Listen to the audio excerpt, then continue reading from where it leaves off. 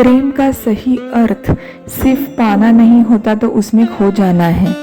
जी बिल्कुल, आपने सही सुना। आज हम एक ऐसी कथा सुनने जा रहे हैं जो प्रेम कथा है और हम सब ने प्रेम किया है किसी न किसी से। प्रेम कहानी भी बहुत सुनी है, परंतु आपने ऐसी कहानी सुनी नहीं होगी। आज हम सुनने जा रहे हैं भगवान श्रीनिवास, भार्गवी, देवी भार्गवी और देवी पद्मावती की कहानी।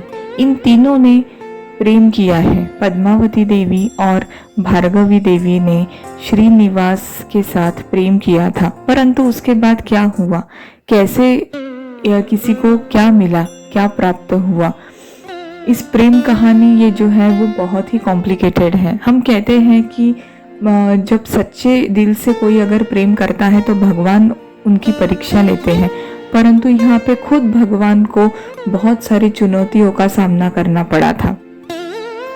भगवान श्रीनिवास ये विष्णु या फिर श्री कृष्ण के अवतार कहलाते हैं। भगवान श्रीनिवास को बालाजी और वेंकटेश भी कहा गया है। उन्होंने जन्म लिया था सिर्फ अपनी महालक्ष्मी को पाने के लिए। महालक्ष्मी ये भार्गवी देवी का नाम है। अभी इसके पीछे भी एक कथा है कि क्यों श्रीनिवास, भगवान श्रीनिवास ने यहाँ पे पृथ्वी पे जन्म लिया था अपनी लक्ष्मी को पाने के लिए। तो कथा इसके पीछे यह है कि जो ऋषि भृगु जी हैं ये बहुत बड़े ऋषि थे। अभी उन्हें परीक्षा भगवान की लेनी थी कि सबसे बड़ा भगवान कौन है। तो ये पहले महादेव के पास गए, ब्रह्मा देव के पास गए और विष्णु जी के पास गए। अभी वो तो खुद भगवान की परीक्षा लेना चाहते थे, परंतु उन्हें नहीं पता था कि भगवान ही उनकी परीक्षा ले रहे हैं। वो महादेव के पास गए, उन्होंने जवाब दिया कि मैं बड़ा नहीं हूँ। ब्रह्मदेव के पास गए, उन्होंने भी जवाब दिया कि मैं बड़ा नहीं हूँ। अब वो गए फिर विष्णु जी के पास। विष्णु जी अपने निद्रा में थे और उन्होंने जब वो गए तब उन्होंने उनका स्वागत नहीं किया, उन्होंने अपने नेत्र खोले ही नहीं। वो उन्हें इतना गुस्सा आया उस बात का कि उन्होंने जो पैर उन्होंने जोर से विष्णु जी के छाती पे मारा, जिससे विष्णु जी की आँख खुली। और आँख खुलने के बाद जब उन्हें देखा कि हमारे सामने तो भृगु जी हैं, तब उन्होंने गुस्सा न करते हुए प्रेम से उन्हीं जिस पैर से उन्होंने लात मारी थी उसी पैर की पूजा करके उन्होंने सम्मान किया। परंतु यह अपमान लक्ष्मी जो थी वो सहन नहीं कर पाई और उन्होंने श्राप दे दिया कि मैं लक्ष्मी ब्राह्मणों के घर पे कभी नहीं आऊंगी और कभी ब्राह्मणों को लक्ष्मी प्राप्त नहीं होगी। ये सुनकर भगवान ऋषि जो भृगु थे वो बहुत ही नाराज हुए और उन्होंने उनसे माफ़ी मांगी। माफ़ी मांगने के बाद उन्होंने एक वरदान भी मिला कि मैं आपके घर में, मतलब जो लक्ष्मी जी हैं उन्होंने वचन दिया माफ़ी मांगने के बाद कि मैं आपके घर में पुत्री बन के जन्म लूँगी। ऐसे ही जो लक्ष्मी जी थी वो चली गई और कई युगों के बाद उन्होंने भगवान भृगु के घर में जन्म लिया। अब विष्णु जी की बारी आ गई थी अपनी महालक्ष्मी को ढूंढने की। उन्होंने पृथ्वी पर जन्म लिया और उनके जो भाई थे गोविंदराज, वो जो गोविंदराज थे वो कहते हैं कि लक्ष्मण बलराम का अवतार ही थे, ऐसे माना जाता है। यानी जो पंचनाग हम कहते हैं उनका अवतार कहा जाता है गोविंदराज को। दोनों ने इस पृथ्वी पर जन्म लिया और वो अपनी महालक्ष्मी को ढूंढने लगे। उनको पता था कि जो महालक्ष्मी है हमारी वो एक वेंकट राज में है। वेंकट राज ये संपूर्ण कुशल एक किंगडम हम कहते हैं एक था, और वहाँ पे जो वेंकट राज जो थे वो वहाँ के राजा थे। वेंकट राज की जो पुत्री थी रानी पद्मावती, वो भी वहाँ की एक सबसे सुंदर, कला में निपुण और बुद्धिमान, धैर्यवान ऐसी उनकी राजकुमारी थी। उन्होंने वहाँ पे वेंकटराज में जन्म लिया था। कहते हैं कि जो रानी पद्मावती थी वो भी एक देवी ही थी, वो भी एक लक्ष्मी का ही रूप थी। अब शुरुआत ऐसी हुई कि सबसे पहले उनका श्रीनिवास का संबंध वेंकटराज के साथ हुआ। कला में निपुण श्रीनिवास जी भी थे। उन्होंने एक सुंदर नृत्य सादर किया और उस नृत्य को देखकर पद्मावती बहुत प्रसन्न हुई और उन्हें अपने काम पे रख लिया। गोविंदराज और श्रीनिवास जो थे वो दोनों वहाँ पे काम करने लगे। अब श्रीनिवास को पता वो इसमें पड़ गए कि अब मैं अपनी महालक्ष्मी भार्गवी को कैसे ढूंढूं। तब उन्हें ये पता था कि जो कुलगुरु थे, वेंकटराज के कुलगुरु थे महर्षि भृगु, वो उनके कुलगुरु थे। अब वहां तक कैसे पहुंचे, तो उन्होंने एक दिन जो ऋषि भृगु थे उनका पीछा किया और वहां पे उनके घर चले गए। वहां पे पता चला कि उनकी जो पुत्री है भार्गवी वो वहीं पे है। उनको पता चला कि अब यहाँ पे तो मुझे जाना ही है इस घर में, अब जाए तो कैसे जाए।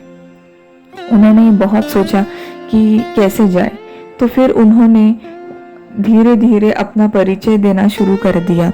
और धीरे धीरे परिचय देने के बाद जब पूरे वेंकटराज में पता चला कि श्रीनिवास ये बहुत ही सुंदर कलाकार है और नृत्य सादर करते हैं, तो ऋषि भृगु ने उन्हें भी रख लिया और कहा कि आप मेरी बेटी को अभी आप नृत्य सिखा दो, क्योंकि मेरी बेटी का मुझे विवाह करना था। अब ऋषि भृगु जो है वो चाहते थे कि भार्गवी का विवाह जो है होने के बाद वो घर जमाई बनाना चाहते थे, जिससे वो शादी करना चाहते थे, क्योंकि उन्हें पता था कि जब मेरी बेटी भार्गवी जो है जब विवाह की हो गई तब विष्णु जी उनको या फिर श्री कृष्ण उन्हें लेके चले जाएंगे। इस डर से उन्होंने पहले ही तय किया था कि मैं घर जमाई बनके अपने दामाद को अपने पास ही रख दूंगा। श्रीनिवास इतने निपुण थे कला में कि वो रसोई का काम भी बहुत अच्छे से करवाते थे। हर उनमें एक 64 कलाएं थे उन्हें, जो ऋषि भृगु को पता चली। पर ऋषि भृगु ये जानने में वो सक्षम नहीं थे कि श्रीनिवास ही एक श्री कृष्ण या विष्णु का अवतार है। उन्हें श्रीनिवास इतने पसंद आए कि उन्होंने तय किया कि हम श्रीनिवास की और भार्गवी की शादी हम कर देंगे। परंतु श्रीनिवास जी को ये नहीं पता था कि जो रानी पद्मावती है वो भी उनके प्रेम में पड़ी थी। अब और रानी पद्मावती जी जो है वो चाहती थी कि मेरा विवाह श्रीनिवास के साथ हो। यहाँ पे अभी एक लव ट्रायंगल हमें दिखने को मिल रहा है कि श्रीनिवास और भार्गवी भी श्रीनिवास के प्रेम में पड़ गई थी। वो नृत्य सादर करती थी, उनका श्रीनिवास जी का जो भाव, उनमें जो साधापन था, एक प्रेम था, इससे भार्गवी भी एक उनमें एक अट्रैक्ट होगी और उन दोनों प्रेम में पड़ गए। परंतु नृत्य तो श्रीनिवास पद्मावती को भी सिखाते थे और रानी पद्मावती भी उनके प्रेम में पड़ गई। अब ऐसे हुआ कि रानी पद्मावती श्रीनिवास के प्रेम में पड़ गई थी और श्रीनिवास और भार्गवी ये दोनों एक दूसरे से प्रेम करते थे। अभी पद्मावती तो रानी थी, वो चाहती थी कि मेरा विवाह तो श्रीनिवास के साथ हो और कैसे भी करके मैं तो इन्हें हासिल कर ही दूंगी, क्योंकि वो खुद रानी थी, उनमें बहुत सारे पावर्स थे। एक आवाज अगर उन्होंने दी तो सारे काम उनके हो गए थे। वो वेंकटराज की राजकुमारी थी, उन्हें ये सारा बहुत आसान लगा था। जब उन्हें थोड़ा डाउट हुआ रानी पद्मावती को कि शायद श्रीनिवास और भार्गवी ये दोनों एक दूसरे के साथ प्रेम करते हैं, तो पद्मावती ने तय कर दिया कि हम इन दोनों को अलग कर देंगे। तब उन्होंने क्या कहा, अपने पिता से कहा कि आप मेरा स्वयंवर रचे और उस स्वयंवर में श्रीनिवास भी आए। तो उन्हें कोई ऑप्शन नहीं था, श्रीनिवास को वहां पे स्वयंवर में भाग लेना ही पड़ा था, क्योंकि वो तब ऐसी सिचुएशन थी कि कोई भी राजा की बात कोई भी जो प्रजा है वो टाल नहीं सकते थे। तो उन्होंने जो खेल ऐसे रचा पद्मावती ने कि श्रीनिवास को वहां पे करना ही पड़ा। स्वयंवर रचना वहाँ पे उन्हें भाग लेना ही पड़ा। स्वयंवर में जैसे ही श्रीनिवास ने भाग लिया तो श्रीनिवास को भाग लेने के बाद पद्मावती ने कह दिया कि मैं तो श्रीनिवास मुझे पसंद है और मैं इन्हीं से विवाह करना चाहती थी। अभी यहाँ पे दिक्कत ये आ गई कि भार्गवी जो थी, भार्गवी बहुत दुखी हो गई कि पद्मावती ने श्रीनिवास को पसंद किया है, अब इन दोनों की तो विवाह हो ही जाएगा। श्रीनिवास जैसे ही कहने लगे विवाह कि मैं विवाह नहीं कर सकता है, तब तक जो भार्गवी थी वो वहाँ से वेंकटराज छोड़ चुकी थी। अभी दिक्कत ये आई कि श्रीनिवास और पद्मावती जो थी वो दोनों को विवाह करना ही पड़ा, वो विवाह में बंध गए। पद्मावती तो बहुत खुश हो गई कि मुझे तो श्रीनिवास मिल गए, लेकिन श्रीनिवास ने पहले ही दिन उनसे कह दिया कि मैं आपसे प्रेम नहीं करता हूँ, मैं तो सिर्फ भार्गवी से ही प्रेम करता हूँ। परंतु पद्मावती भी बहुत ही अपने नेचर में, अपने बिहेवियर में बहुत ही अच्छी थी।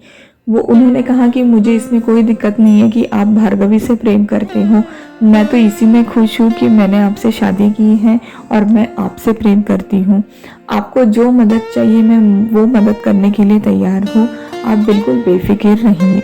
लेकिन उन्हें पद्मावती को ऐसे लगा था कि मैं तो इन्हें अपने अच्छे स्वभाव से, अच्छे दिल से मैं इन्हें प्राप्त कर ही दूंगी। लेकिन श्रीनिवास बहुत ही पक्के थे, वो भार्गवी को ढूंढने के लिए कुछ भी करने के लिए तैयार थे। भार्गवी वेंकटराज छोड़ चुकी थी और श्रीनिवास उनके पीछे पीछे उन्हें ढूंढने चले गए। जब उन्हें भार्गवी देवी जब प्राप्त होने के बाद वहाँ पे पद्मावती भी उनके पीछे पीछे चली गई। ये क्योंकि श्रीनिवास के पीछे पद्मावती और भार्गवी के पीछे श्रीनिवास थे। भार्गवी बहुत दुखी थी, वो बिल्कुल नहीं चाहती थी कि श्रीनिवास उनके नज़दीक आए, क्योंकि श्रीनिवास ने तो विवाह कर लिया था। परंतु भार्गवी अपना वास्तविक रूप नहीं जानती थी कि वो एक महालक्ष्मी है, ये जानने को वो सक्षम नहीं थे। अब दिक्कत ये आई कि जब उन्होंने वेंकटराज छोड़ दिया था तो वो एक ऐसी जगह पे आए जहाँ पे एक कोल्हासुर नाम का असुर रहता था। उस असुर को सिर्फ और सिर्फ महालक्ष्मी ही उन्हें मार सकती थी, ये लिखित था। जब कोल्हासुर ने बहुत वहाँ पे जो लोग थे उन्हें बहुत परेशान किया, और परेशान करने के बाद वहाँ पे जब श्रीनिवास आए तब श्रीनिवास ने कहा कि आप ही कुछ कर सकती हैं। भार्गवी का जब एक दैविक रूप सामने आया, क्योंकि उन्होंने देखा कि जो कोल्हासुर जो असुर है, जो सभी प्रजा को, सभी लोगों को बहुत तकलीफ कर रहे थे, तो उनमें एक दिव्य रूप सामने आया और भार्गवी जो थी वो सहन नहीं कर पाई अपना दिव्य रूप, और अपने स्वरूप को उन्होंने जाना और एक महालक्ष्मी के दौरान वो प्रकट हुई। महालक्ष्मी के रूप में जब वो प्रकट हुई तब कोल्हासुर ने उनसे माफ़ी मांगी, और कोल्हासुर की ये इच्छा थी कि आप ही मेरा वध करो और यहाँ इस राज्य को आप मेरा ही नाम दे दो। महालक्ष्मी ने उनका वध किया और उस जो राज्य था उसका नाम कोल्हापुर के नाम से जाना गया। कोल्हापुर की जो महालक्ष्मी है उन्हें अंबाबाई भी कहा जाता है, जो आप और हम सबको पता है कि ये कोल्हापुर में जो महालक्ष्मी है ये उन्हीं का नाम है। अब जो श्रीनिवास थे वो भी वास्तविक रूप में विष्णु के रूप में प्रकट हुए। वहाँ पे सब ने उन्हें नमन किया। ऋषि जो भृगु थे उन्होंने भी माफ़ी मांगी कि लक्ष्मी और नारायण ये कभी अलग नहीं हो सकते हैं। अब बात रही पद्मावती की। पद्मावती जी ने भी माफ़ी मांगी, परंतु वो दुखी हो गई थी कि अब मेरा क्या होगा। परंतु जो विष्णु जी थे उन्होंने उन्हें वचन दिया कि आप एक बहुत अच्छे और सुंदर मन की हैं, इसीलिए जो मेरे दाई हृदय में अगर भार्गवी वास करती है तो बाई हृदय में आप पद्मावती वास करेंगे। विष्णु जी ने दोनों को एक्सेप्ट किया, दोनों को एक्सेप्ट किया, यानी एक हृदय में राइट हार्ट में जो हम कहते हैं पद्मावती का वास है और लेफ्ट हार्ट में भार्गवी जी का वास है। ऐसे करके विष्णु जी ने दोनों को अपने हृदय में समा लिया। कहते हैं कि अगर हम बालाजी का दर्शन, तिरुपति बालाजी का दर्शन अगर हम करते हैं तो हमें कोल्हापुर की जो अंबाबाई है महालक्ष्मी, उनका भी दर्शन हमें करना चाहिए, क्योंकि बालाजी का दर्शन करने के बाद कोल्हापुर का अगर हम दर्शन करते हैं तभी वो दर्शन पूरा होता है। क्योंकि जो तिरुपति बालाजी है उनकी पत्नी जो अंबाबाई है वो भी वहाँ पे है। उनका जो तिरुपति का मंदिर है वहाँ पे पद्मावती का भी मंदिर है, तो पद्मावती के दर्शन तो हो ही जाते हैं वहाँ पे, परंतु अंबाबाई का दर्शन नहीं होता क्योंकि उनका अलग से मंदिर है कोल्हापुर में। तो जब भी आप जाएं तिरुपति में तो याद रखें कि कोल्हापुर का भी दर्शन आप कीजिए। तो ऐसी ये कथा थी श्रीनिवास, पद्मावती और भार्गवी की। आप कमेंट सेक्शन में ज़रूर मेंशन कीजिए कि आपको ये कथा कैसी लगी। ये बहुत दिव्य और सच्ची प्रेम कहानी की ये कथा थी। आपकी जो भी कैसी लगी आपको ये कथा, इसके बाद आप क्या सुनना चाहते थे इस कथा में। ये कथा एक्चुअली बहुत बड़ी है, लेकिन फिर भी मैंने पूरी कंप्लीट करने की ज़रूर कोशिश की। इसके जो छोटे छोटे भाग हैं वो भी मैं आपको एक्सप्लेन करना चाहूँगी। अगर आप चाहते हैं कि मैं और भी इन छोटे छोटे भागों में एक्सप्लेन करूँ तो ज़रूर आप मेंशन कीजिए आपके कमेंट सेक्शन में। जय श्री कृष्ण, राधे राधे।